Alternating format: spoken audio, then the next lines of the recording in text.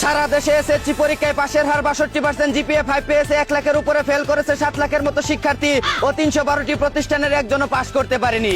এই হলো দেশের টিকটক সুনামনীদের অবস্থা। সবই হচ্ছে প্রেম প্রীতি আর স্মার্টফোনের কেরামতি।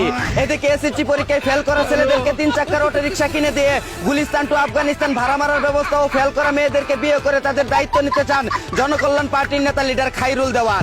অন্যদিকে আজ বিশ্ব সিংহ দিবস। বাহিরে সবার সামনে সিংহের মতো গর্জন করে, ঘরে বউয়ের সামনে বিড়ালের মতো মেউ মেউ করা সাহসী ভাইদের জানাই সিংহ দিবসের শুভেচ্ছা।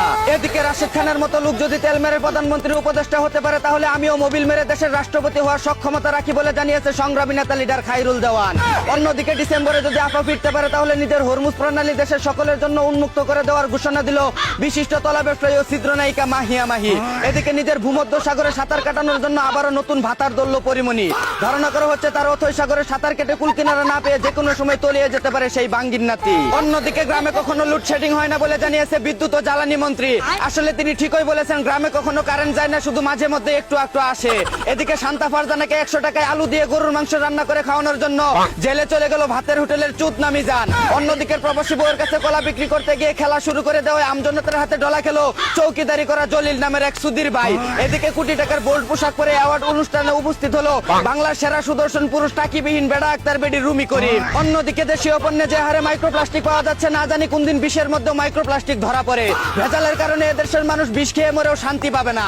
এদিকে চিকিৎসা কাজের জন্য কৃষকদের গাঁজা চাষ করার অনুমতি দিল নেপাল। আর আমাদের দেশে যদি এই অনুমতি দেওয়া হতো, তাহলে আলু পটল তরকারি রেখে সবাই গাঁজা চাষ করা শুরু করে দিত।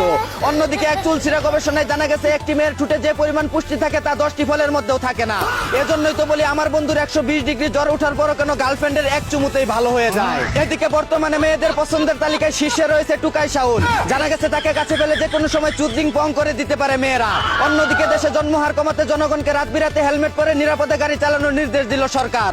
আসলে যে হারে দেশের জনসংখ্যা বৃদ্ধি পাচ্ছে, হেলমেট ব্যবহার না করলে 20 কোটির জনগণ বছর ঘুরতে না ঘুরতে 40 কোটি হয়ে যাবে।